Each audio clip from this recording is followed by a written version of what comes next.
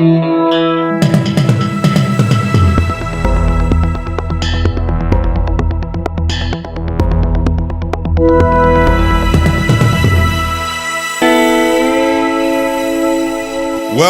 back to the Betoota Advocate radio show. You're joined by myself, Clancy Overall, editor of the Betoota Advocate, and Errol Parker, editor-at-large. The two old bulls here today. There's no Wendell or Effie, but, you know, we've actually asked them to sit this one out because we're talking to a kindred spirit today, a man who, much like us, is a trophy on the shelf of Australian literary arts and culture. Sex icon export, I'm now, you know, very proud to say, and all-round good guy. Thanks for joining us, Angus Sampson. Thank you so much. That's a lovely introduction. I've never been just called a trophy before. I guess that's a compliment. What was that show you were in where you played the trophy? It was the one where you had a drinking problem and then you had to smoke weed instead.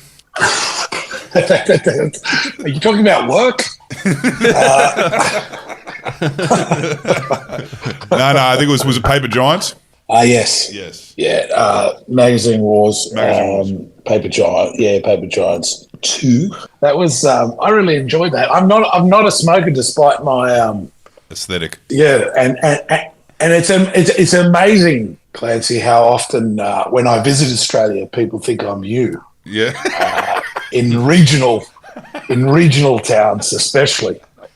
The last time I was in Australia last year, I went up to Port Macquarie for a rugby league lunch. Sounds heavenly. Sat with Noel Crusher Cleo, the great Crusher, and there was like a female part of football team there that was raising funds as well, and they asked me to like draw the raffle winner or something with Matty Johns, and the girls had no idea who I was, and they're like, "Wait, are you you're Betoota?" I'm like, "What?"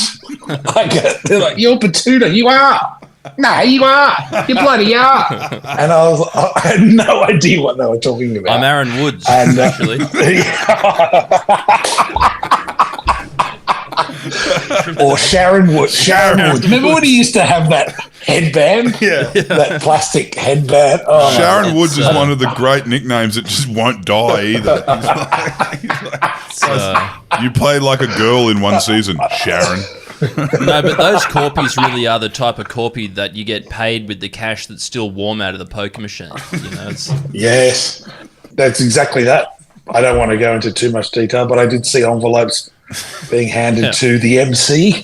And then the MC says goodnight and walks straight back in and feeds it straight back down the gullet of Pelican Pete. The club knows it's coming back. Queen of the Nile. Yeah. That money leaves the machines for 45 minutes.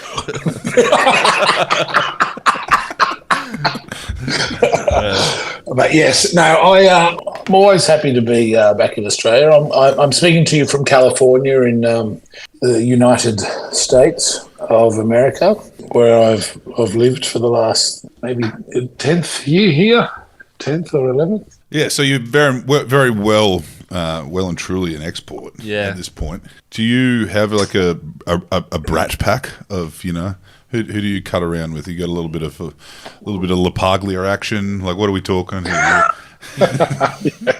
Bruce Spence, Bill Hunter, John Melian, and me. Yeah. As a rule, I don't seem to see a lot of Antipodeans here, aside from my two best mates from back home, Taika Waititi and Lee Winnell. A New Zealander and an Australian who live, you know, near me, or I live near them. And anything that sort of reminds me that I shouldn't be here, I guess, on some level, which is what I sort of have to deal with on, when I look in the mirror, I'm like, wow, I really still look homeless. And I guess I don't want to feel like I shouldn't be an option for filmmakers and storytellers here. And I'm always happy to have people come and stay, got a nice big home here. I've been a benefit of other people's hospitalities or beneficiary, so I want to offer that to other people. But yeah, look, it's where I live is I'm up in an ex-avocado grove. All right. And some of the trees are still here, and there's lots of Australian Moreton Bay figs that were a gift of the Australian government along the tree lines. End of my street is where the Griswolds live from the first vacation, even though it was meant to be Chicago. I take great joy in not seeking the familiar too much. Now, you're quite an all-rounder at the start of your career. You were on radio. You did your Tony Martin, tandem thing. You were on Greeks of the Roof in Greek Face. Look, you would ask me if I wasn't sitting in front of your Wikipedia page right now and ask me, where did Angus Sampson come out of? I'd tell you what I'd heard through the grapevine in the pubs in Sydney, which was you were an improv guy. Is that the yarn? Yeah, that's right. Yeah, my sister befriended a gentleman by the name of Ewan Campbell. Right. And Ewan was the warm-up guy for the midday show for Ray Martin back in the day. Also very funny, very clever, very generous. And she had said to him, I think my brother could do something like you or what have you. And so he recommended that we go and watch some stuff at Belvoir Theatre in Surrey Hills, and then which my dad and my sister and I went. And, I basically was just an average layabout. I didn't really have anything going for me or any interests other than charcoal chicken and chips. And my sister and father encouraged me to sign up for like some improv classes. And I think by the end of that year, I'd won something at the comedy store, like whatever it was, the best something, whatever, and then got invited to perform at Belvoir Street. And I started to learn off people like Lynn Pierce, who was the improv teacher at NIDA. And, I guess I didn't realise you could act as a job. Yeah. I went to school in Armidale in northern New South Wales. Mm-hmm. And I didn't know there was a thing called Australian Theatre for Young People. So basically working as a opal miner in Lightning Ridge seemed kind of more realistic to you at that age. Shout out to the Deschen family, Deschen Goat Depot. Yeah, I never knew what I wanted to do. Like I sort of hoped to be a foreign diplomat when I was a kid, and then I didn't. I realised you had to study. Then I thought I could be a marine biologist. Oh, everyone has that for a few you realise, Yeah, you need to study for about 8 years, and then you spend the rest of your life having to drive around in a completely fucked Subaru up and down the coast. Having to touch urchins and starfish. Yeah, I was just going to say, got about 37 urchin tips in my feet.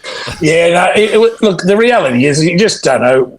And I still don't know. But you were playing footy, weren't you? Was that what life was all about? Yeah, tried to. Chicken and chips and football. Yeah, at that time, I guess, you don't know what you're doing. And I was like, yeah, right, I guess I'm meant to go to uni. I'm meant to do this, but I didn't have the attention span. I didn't have the intellect or care to do that. I mean, I enjoyed going to Sydney uni parties. Not to bore you, I thought, I'll just play rugby. And I didn't realise that in addition to having some natural talent, you actually are meant to work hard on it as well. And I realised there and then I just enjoyed the theatrics of it. I just enjoyed the speeches, the boat races afterwards, the camaraderie. So was there like a time and place where you decided to take acting seriously, where it started to become essentially what you decided to do with your life? Yeah, you thought, I'm not going to be a kefu, I'm going to be a king. Kidman. A king, Graham Kennedy, that's what I'm going to be. I was working at the Burwood Hotel in Sydney in the graveyard shift. In the real inner west. I grew up in Croydon for a chunk of time, next door. I played at West Rugby at West Harbour now, but Western Suburbs back then, I was there when they switched over and helped design the emblem. I wasn't a big fan of the earring on the pirate. There's quite an alumni of West Harbour. There's you and actually David LePepe of Gang of Youths fame was a West Harbour footballer. Nice. One of the boys who plays the young Rock. Oh, yeah. On that TV show. Yeah. He's a West Harbour lad. And the girl from, what's that next Game of Thrones or whatever, House of Dragons? Yeah. The Australian girl, Millie Alcock. Her brother, I think, is playing hooker there at the moment. But my dad's still involved down at Westies. I've heard about old Doc Sampson. I remember watching a game once and they did a shout-out to him on the ABC. They said, it's the first game he's missed in 22 years. I was like, wow. And so, I went down there once last year for the first time. I wanted to see the Concord Oval when I was out there filming a couple of shows because we had the writer's strike here last year, so I managed to. So you got involved in club footy.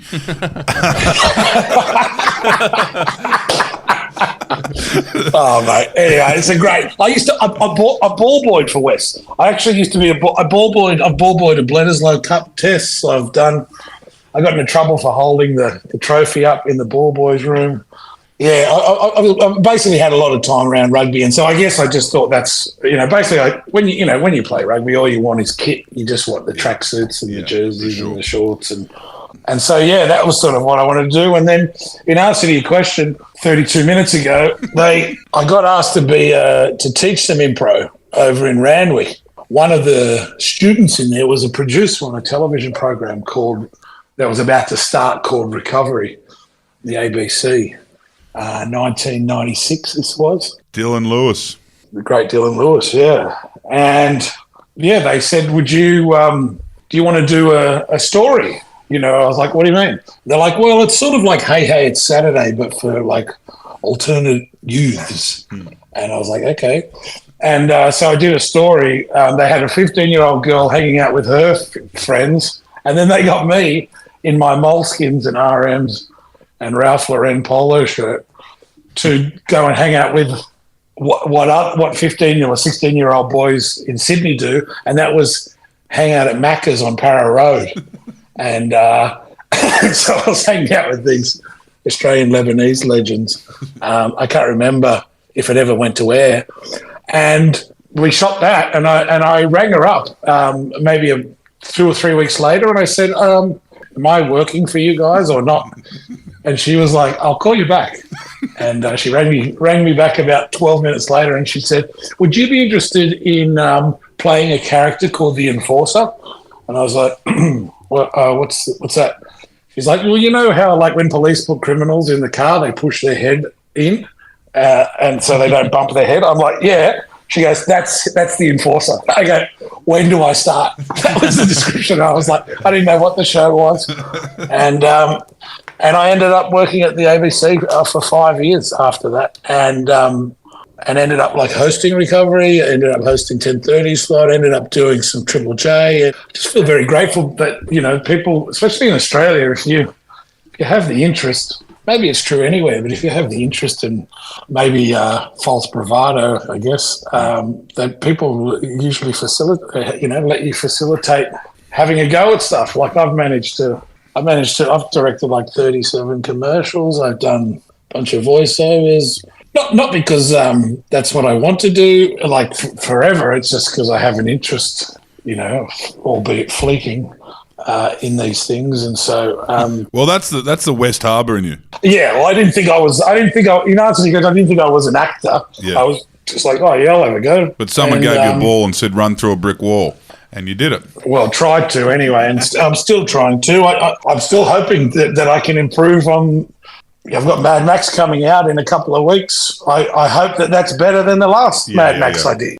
Years and years ago, I worked on a show called Secret Life of Us for like the forgotten season, like season 29 or something, and Lost tapes.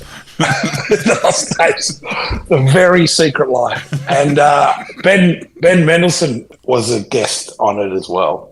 And I remember he had a South footy jumper on, and we were in Melbourne in Williamstown, and he gave me some advice. I asked him for some advice, and he gave me some advice, and he said to me that working as an actor, jobs are like, when you go surfing, they're like waves.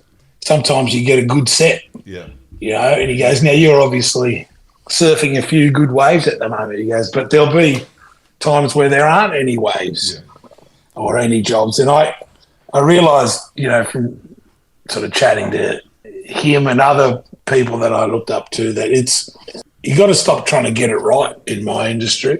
There's this propensity to, I want to be Johnny Depp. Johnny Depp wants to be Brad Pitt. Brad Pitt wants to be Paul Newman. Like, it's just never, never ending. Brad Pitt really wants to have his own line of salad dressings. Do you ever get envious of those guys who just have one thing in mind and they have an opus? One that comes to mind of late in Australia is Scott Ryan with Mr. In-Betweeners. You might have heard of him before, but you probably won't hear from him again unless he decides he wants to do something else. But that was what he wanted to do. And you see this with occasionally with filmmakers and actors where there's like, there's just one thing. I think one thing could be said for, Frida Kahlo with Salma. That was her. That was it, right? Everything she does after this is all good, but this is what it was about for her. Well, I mean, let's not throw out Dusk Till Dawn. I mean, she was very... I haven't thought of a python in the same way since. But yeah, that's an incredible scene. You're right. I mean, Scott, for example... Yeah. I met him many, many years ago. I don't know Scott personally, but I met him many years ago at Melbourne Underground Film Festival when he was screening The Magician, which was the precursor to this In Between, I believe. And the producer of that series, the wonderful Michelle Bennett, who also did Chopper and many other amazing films and TV shows. She told me that Scott has been offered a bunch of roles in Hollywood. Yeah. And he's turned them all down. Yeah. I kind of go, I wish I'm still unsure enough that I'm here. Yeah. Yeah. I think there's something cooler about Scott going, no, I want to drive cabs in Echuca. Yeah. I've done that, like after I made a film with some friends, at the end of it, I was like, I was so spent. Yeah. They tell you've got to make the film 3 times, write it, film it, and then sell it. And I was so out of my depth, and I thought I could sort of charm everyone. By the end of it, I was just like, I really need a break from filmmaking and film altogether. And which film was this? Was this The Mule? Were you in on that? Or like The Mule, yeah. The Mule's a great film, mate. Thank you, mate. I mean, lots of great people. It has a little bit of that Australian, like if you're in the know, or you've just moved to Australia, gets recommended to people. That's where it's at. Well, I got cast in Fargo off the back of it. Yeah. So I'm very grateful. I'm very grateful for the crew and the cast of The Mule and Screen Australia and Film Vic. There's a golden era now, I think, in Australian with streaming. There's a golden era in Australian series, right? We saw, the most successful kind of production in Australian history, at least numbers-wise in this world. With The Boy Swallows Universe came out the other day, and it did big numbers. It was number 2 in America on Netflix. And wow, that's huge. But there is there's an abundance now coming out, and you've kind of ridden that wave in to follow Mendo's kind of metaphor here. You've ridden this set, and you've made the transition. Although it's something you've been able to do for like 10, 20 years now, into kind of patriarchal figure. We're seeing it now with the next season of Heartbreak High, where you're playing the Sir Yes Sir PE teacher. Have you seen in yourself different sets come in when you go, all right, well, right now I'm playing like the larrikin, young lad. Right now I'm playing the twisted flesh-loving, fucking Mad Max desert punk dude.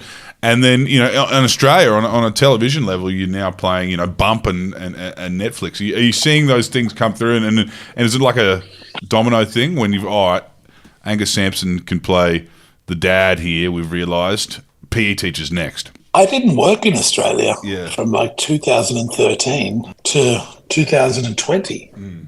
And if I did, forgive me if I did, but it certainly felt like I hadn't. Yeah. That's a long time. And so I was very grateful to get any call to go to Australia and work opposite with and opposite and beside Claudia Carver. Mm-hmm. that was the first time I had been put in as a grown-up, like as a father of somebody. Yeah. And that was 2020, the first season of Bump. We're about to shoot the 5th season of it, and at the end of June we start. And so then I guess it begets other things. I mean, I've always tried to just pop up in random things. You know, I usually have a connection to it. For example, I would have been asked to have been on about 80 podcasts. This is my first one ever. Thank you, by the way. And you beat Tyker. Well, Tyker's been kicking the can down the road since the start of the pandemic when he was lost in Australia, and we were the ones who were showing him around the back alleys, I guess. And every time we catch up and get on the lash, he'd be like, "Yeah, mate, I'm coming on." So we will get him one day, mate. He's filming in Auckland at the moment. I don't have an issue on the size of my roles. I was talking to a friend the other night. She's in a band. She's been asked to go on tours and bills, and it's important to her where they are on the bill, on the listing. She's like, "Oh, it would have been great to go on that tour, but we would have been number 3, and we don't do anything under 2." And I'm like, wow, okay. I was told, remember that guy, Charles Bud Tingwell? Yeah. I was told, Bud. yeah, him and Danny Trejo, who you may know from Machete and Heat, amongst others. He never says no to a job. Yeah. So if you're an Australian filmmaker now, send him the script, he'll say yes. They never say no to a job. Whereas I'm the opposite. I'm always like, why would I do that? Why would I do that? Why would I do that? And once that started happening, I started to get work. Yeah. Ironically. Yeah. I don't know. You just want to be compelling, and so I haven't worked it out yet. A little bit hard to get there. I think so, and with Heartbreak High, the wonderful Heartbreak High, which the way I came about to be joining Heartbreak High, season 2, was that they shared a production office. They had asked me to do the show. I wasn't available. Then they shared a production office with Bump, and they very kindly said, "Oh yeah, you can have Angus." And they're like, "What?" And so I actually didn't end up being in the first 3 episodes of season 4 of Bump. So I could do this anti-woke PE teacher for Heartbreak High. And I knew Gracie Otto, the director. I knew Neil Sharma from Thor. I knew Adam and Jesse Oldfield. I knew them socially. So I guess it's one of those things. I guess in answer to that, does it lead to the other things? Yeah, it always does. No one's talking to you at recess. Martin Scorsese casts you in something, and at lunchtime, everyone's your mate. You know, and it's such a schoolyard. I enjoy popping up in random stuff, random roles, in random countries, with random people. You're kind of emphasising the blue collar element of the acting career, and we've had a few actors say that. You know what I mean? That's interestingly enough, that's why these strikes are important, because everyone on set's got a different union, and everyone's effectively waiting on jobs and doing jobs, and wherever they go, everyone kind of has to operate in a way you're saying, where you got to know people, or you don't have to know people, but it helps if you know people and you're working, and then you get the big jobs. Well, I think it's probably true for you as well, up in Betoota. It's your own context. I used to think that there was like a table of people like in a chorus line, like testing out ensemble dancers in the dark, and they determined who was in which films, and they were like, and you can be in Aliens, and we're also going to put you in Queen and Slim, and it turns out that your mum's Andy McDowell. It's a real it's a real misconception from me that there is like some tastemakers that decide that, but you get to Los Angeles. And it's just who wants it the most for a lot of people, and I don't want it. Yeah, I genuinely don't want it. I just go, I'm an option. That's all. I'm an option. But has there been something? There been something that ever that's popped up, or you've heard about something going into production, or you've heard about something being optioned, and you've gone, ooh, for sure. But the reality is, right? I wanted to be in Game of Thrones. Right. when that was on air, I was like, why am I in Game of Thrones? I actually look like I'm in that show already. And then I was like, you have this idea that agents and managers and, are out there like, sort of walking the beat, knocking on production officer, slipping your resume under the things. They don't, I mean, I reckon I've had 4 weeks off since 2020, which is weird for me because I've got no work ethic. Yeah. So it's like, but in answer to that, yes, the more famous you become, the more success you have here, the more people just contact you out of the blue. You start going to these dinners, like you realise people don't actually socialise in public anymore. Yeah. Start going from house to house in the hills, lunch to dinners to drinks in the hills, and then it's the producer of White Lotus at Gerard Butler's house. Yeah. And he says, everyone says I'm meant to. Can't believe I haven't met you, Angus. In your head, you're like, well, cast me in it. Put me in White Lotus. But that's probably going to lead me to getting that job rather than me auditioning via a casting agent in Santa Monica. So casting and audition thing is kind of like it's the footballs that haven't come up through the grades. It's the kids that get seen in a YouTube video and then they become. A touch football competition in the North Island of New Zealand, a kid gets seen in a video and then he ends up in the Broncos. That's what casting is. Whereas you've come up through the grades, you're a nut trucker from way back. I just want to be around people whose taste and intellect I admire, and they don't make me feel bad for wanting to be around them. This town that I'm in and live in, they do make you feel bad for wanting to be around. There's a real us and them vibe, and it can be quite demoralising. You've got to be careful with what you cover. Yeah.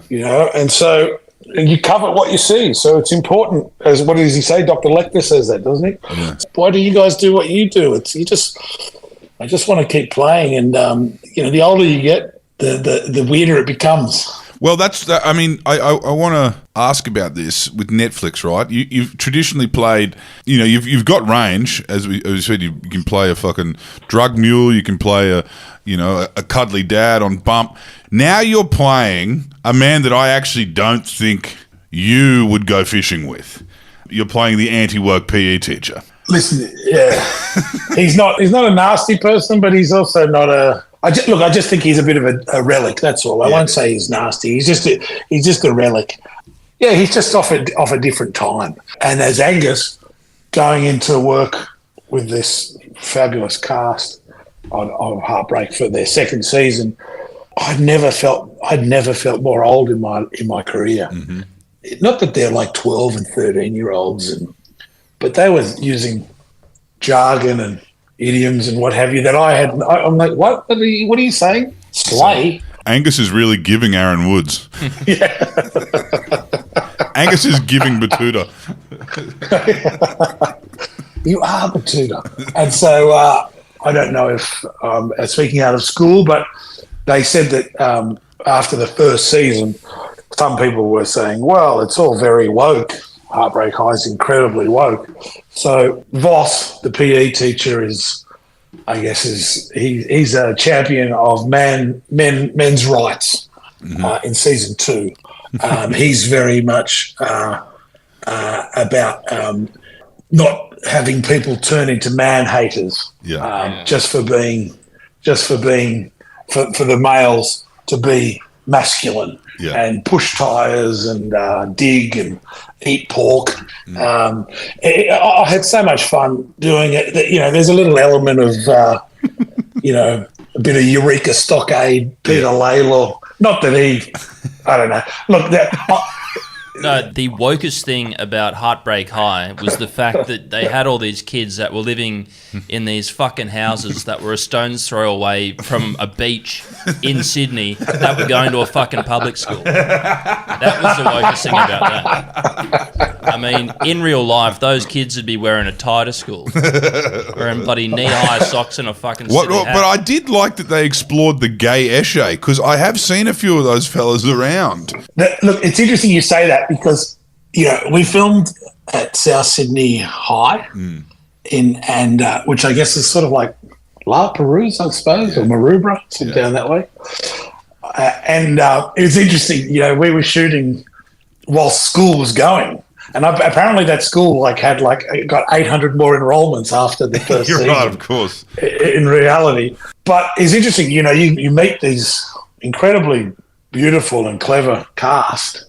They're so well designed and they're so attractive and they're all, they're sort of the complete package. And you're like, wow, I guess this is what public school is like. And then you find out they went to King's and Geelong Grammar. And you're like, oh, cool. I guess this is not Heartbreak High sort of for real. I guess when I didn't think it needed to be a documentary, tonally, we just had so much fun making this season. I certainly did. Probably why it won an international Emmy, and it was like top 10, I think, in 43 countries the first season of it for Netflix. So it's I remember when it was out in the 90s, I never ever watched it. But I remember it was really big in France for some reason.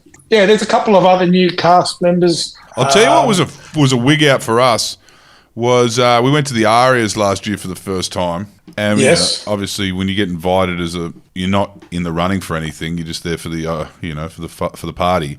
And same thing happened with the Logies last year. They invited us to the Logies, but our show wasn't nominated because it was too late out. So this year's Logies will be our real one. But last year's Arias, all of the Heartbreak High kids were there in the same kind of kit they were wearing in the show, and and had peeled off in like the friendship groups from the show. It was freaking me out because I was like, they are Heartbreak High.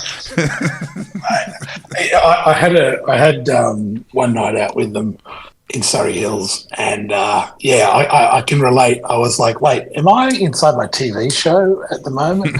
They're a very tight crew. They all live together when we film. Yeah, a really congenial atmosphere, and I got to tell you, like it makes me doubly happy to I get a bit sentimental. They're also utterly compelling, and they seem to be wise beyond their years, very confident in their abilities. It was a real joy for me to be part of Heartbreak. And one bit of information I got from your podcast was that Ned Kelly was filmed in Braid. Yeah.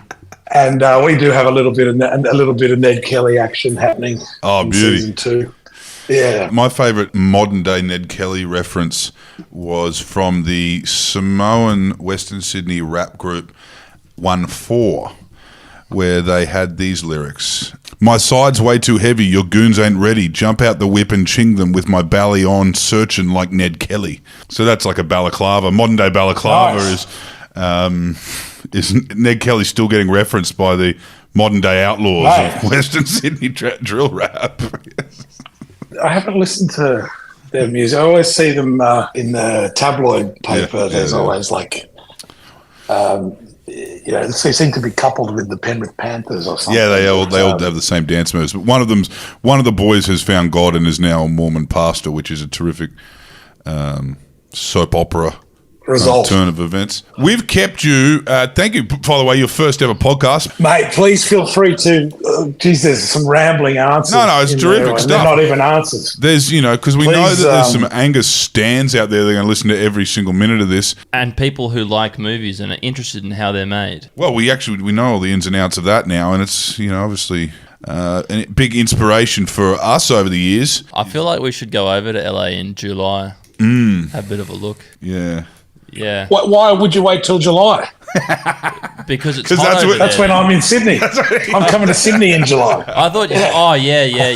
June to August. Yeah. I thought you were coming back in August. How about we head over there after the Olympics? When's the Olympics?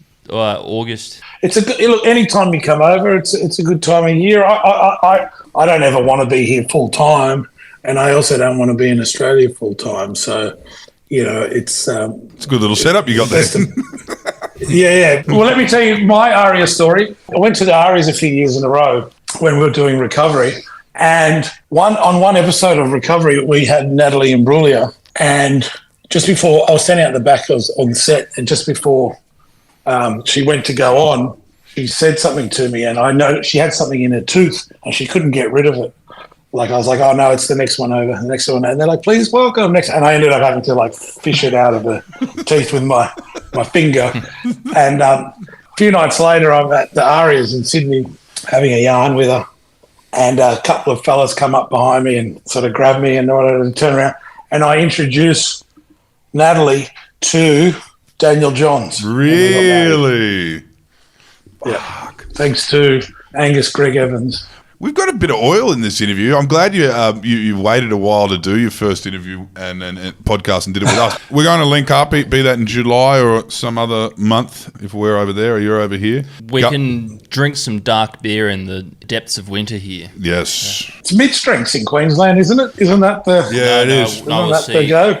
I have a rule, right? If it's over 14 degrees, the top, then you drink mid. If it's lower than 14, you drink 2 years old. Are you talking Celsius? Yeah. Yeah. That's the temperature outside. I'll just leave you. This is my favourite Queensland story. And it's not even a story. I went to visit a friend who was living up at Yorkie's Knob. Oh, yeah. And hadn't seen him for a while. He's a Tamworth fellow. He's a Qantas pilot now. And hadn't seen him for a while and went up to stay with him for the weekend. And he said, oh, should we have a few beers? I was like, sure. And he cracked it. I was like, what are these? Mid-strengths? He's like, yeah, I only drink mid-strengths now. I said, why? He said, it's too hot up here. I go, what is mid-strengths? He goes, oh, you can just drink more and not get as affected, inebriated. I said, oh, when did you stop? He said, oh, I went to the races once. I went to the Cairns Cup. And he said, I woke up the next day.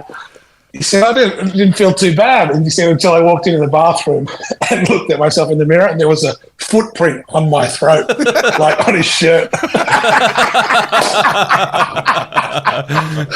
his white shirt. I was like, oh, that's a good enough reason to get off the full strength. And then that's the gift and the curse of 4X Gold. Because then you do drink them, the mid-strengths, they drink them like they can't ever get to that point.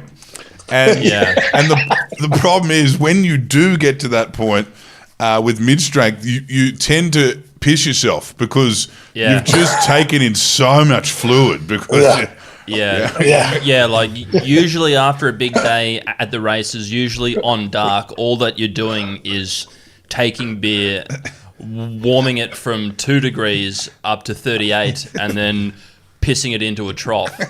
I mean... Do you ever drink RTs? We call them room temperatures when you just don't have a fridge. Here they're called Kimberley Cool. Kimberley Cool. Yeah. Kimberley Cool. Wow. RTs, you can drink RTs if it's those gluten-free ones. What are they? That's the sorghum. Yeah. I have had the room temperature ones in England, and I don't mind them, but it's rogue, eh? I just feel like you can. There's something special about the Boy Swallows Universe premiere was crazy because it was like peak Brisbane sweltering humidity, and all of these Sydney fucking industry people were just about to pop with perspiration, and they also were just drinking. You know, when you're drinking to keep cool, and a lot of people missed the memo on the mid-strength in Queensland when they were drinking to keep cool. Yeah, it's like I need to watch that. I need to watch that show. Felix Cameron, the great Felix Cameron. Anything else you'd recommend? Yeah, I'd watch it's an older movie, Love Serenade. Miranda Otto. Yeah. Mate, I know it well. In fact, good film. You'll be pleased to know. I don't know if you remember the disc jockey character. Yes. From Love Serenade. That Miranda and her sister, they fall in love with him. George, Shevtsov, he is in Furiosa. Oh, really? Is he? Yeah. He plays the history man. He would stand on the back of my motorbike as I would ride around the Monday plains of Broken Hill. It was, why wouldn't you want to be an actor? Why wouldn't you want to? I know, this? Broken Hill. We went out there and did some. We did some youth work in Broken Hill last year or the year before. Good on you. And we were staying in the Mario's Palace, and you just forget those old country pubs that they are like the pipes are just the same from 200 years ago, and so we were just coming home full of piss and then drinking out of the tap in your room and just waking up so crook. My tummy doesn't feel so good. Yeah. Mate, I don't know how accurate I am because it was a little while ago that I learnt this, but I was told when we were filming in Broken Hill that there are 6 sets of traffic lights above ground in Broken Hill, but below ground in the pit, I guess, or whatever it's called, the mine, there's 119 sets of traffic lights underground. It's a wild old town. We were there when the Queen died. That was a couple of years ago, and Mario's Palace in the middle of town had the pride flag at half mast for the Queen. I was like, only in Broken Hill do you see those two things. That's very funny. On that note, where the Priscilla pub that another actor in the next Mad Max is a gentleman by the name of Ian Roberts. Oh, yes. Cowboys captain. Yes. And they put Robbo in the Priscilla suite while we were filming that. Yes. That wasn't the production decision. That was the Broken Hill. No, that was from him. But mate, he's a good fellow. Yeah, he's could still play, I reckon. Gosh, he's carved from stone. Well, mate, when you come back here, we'll try and get you on the Betoota's last video store. Mate, I'd love that. Yeah, I saw that he interviewed Angela. Yeah, he interviewed Angela White about her favourite films, but the great one is Polly Bennett. They're both great interviews, but the one that gave real industry insight was Polly Bennett, who's obviously the movement coach on Elvis and The Crown and Saltburn. Yeah, hearing her yarn about all that really kind of opened our eyes. Yeah, I watched that. I watched that interview. That was amazing. She said that was not going to be originally, that dance of Barry's was not going to be the end. Like it wasn't going to be at the end. No, it was like something they filmed. Yeah. Betoota's becoming, News Corp like. I know. You got fingers in everything. I know. We've got this Queensland election coming up, so we're going to go full News Corp on that. Are you? Yeah, we're going to try and sway the result and do what's best for us, really. Finally. Oh, and we've just had the election down in Tassie. When we were filming Recovery, we'd have a break for Christmas for the ABC, and I'd go down to Tassie and I'd go and help Rouseabout for the some shearing teams. Tasmanian shearing, that would have been cool. In Tasmania, yeah. And my highlight was meeting Ronnie Laycock's brother. I don't know if you remember Ronnie Laycock, a weightlifter who won the gold medal in the 1990 Commonwealth Games in Auckland. He later got done for steroids, and he said that someone spiked his tea because he owed them money. I do remember Ronnie. Fuck. Mate, I had to kick him out once of the Burwood Hotel when I was 18. And he held onto the bar with one hand, and I had both my arms around his waist, trying to pull him like 107 kegs. He just stood there, pinching the bar. I couldn't move him. And he kept his bourbon, his Woodstock and Coke, in the glass at his mouth, like he kept drinking it. Like I was trying to, nothing moved. Just pulling as hard as you can. Yeah, and which reminded me of the other time I tried to be a bouncer. There was a guy that managed the Burwood Hotel, Kerry Gibson, and he had one arm, and he played first grade for Western Suburbs Rugby League. Right, and he ran the security at Balmain Leagues. And they got me as an 18-year-old. I was like, yeah, I'll do it. I could be a bouncer. So they teamed me up with this guy on the run from the called Zoz. Zoz was best friends with Ronnie Laycock. Anyway, I do remember him getting kicked out of the Orient one night, and he took his shirt off and went around the corner and punched the guy through the glass. I was like, what? Anyway, this is who I got partnered up with. And because I was the youngest, they asked me to remove Jeff Fennick from Balmain Leagues as an 18-year-old. I was like, come on, I'm not doing that. They're like, you got to go, Matt. And anyway, that's my claim to fame. I politely requested. Yeah, you would have been 9 times. Leaning on your words for that one. Yeah. Anyway, that was my one night as a bouncer. Never again. I love the sneaky through the window. He got arrested. It was right opposite the cop shop in the Rocks. took his flannel off, wrapped it around his arm, and punched the bouncer through the window at the Orient. I was like, I've got to get out of this. I've got to stop working at these places. Like, I was 18. He was an international rugby player and a demolisher by trade. Him and Ronnie Laycock. Oh, the life and times of Ronnie. I'll be going down a rabbit hole on Ronnie later. The Laycocks, mate. They're amazing shearers. Tasmanian shearers. Yeah. That story, by the way, that story you just told me was very Forrest Gump. So we start in shearing in rural Tasmania, and then we're in the Burwood Hotel with Ronnie, who's now holding the bar, and then you escort Jeff Fennick out of Balmain League. So, well, thank you, Angus. You're a grade footballer. Come up through the grades, and we look forward to seeing a lot more from you, mate. Thank you for joining the Betoota Advocate podcast. Thank you, gentlemen. Lots of love to you both.